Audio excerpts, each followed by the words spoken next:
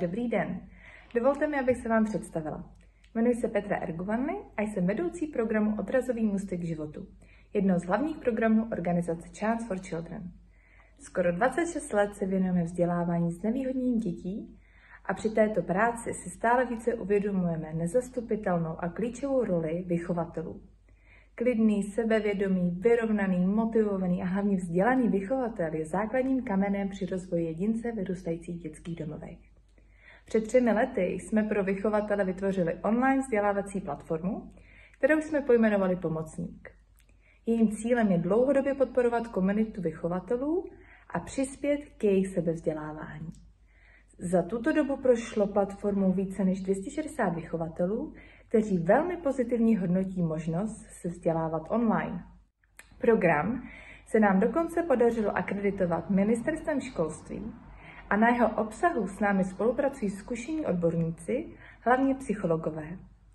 Od tohoto školního roku bude Pomocník mít nový kabát. Bude uspořádán do ročníků a každý ročník bude zahrnovat minimálně 4 vzdělávací kurzy, 2 online setkání, možnost samostatné i skupinové práce a doplňkové aktivity, jako jsou konzultace s psychologem a anglické konverzace.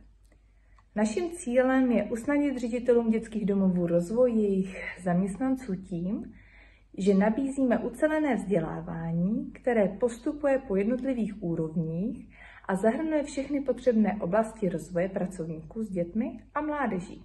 Chod vzděláváním je velmi flexibilní, přizpůsobený časovým možnostem vychovatelů.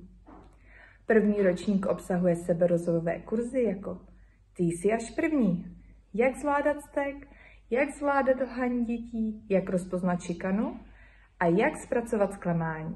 Školní rok bude začínat 1. října a my bychom moc prosili, abyste do 15. září nám dali vědět váš zájem o tyto kurzy. Pokud budete mít jakékoliv otázky, rádi vám poskytneme další potřebné informace. Já bych vám moc ráda poděkovala za celý tým Pomocníka a děkuji za váš poslech a moc se těším na další spolupráci. Děkuji a nashledanou.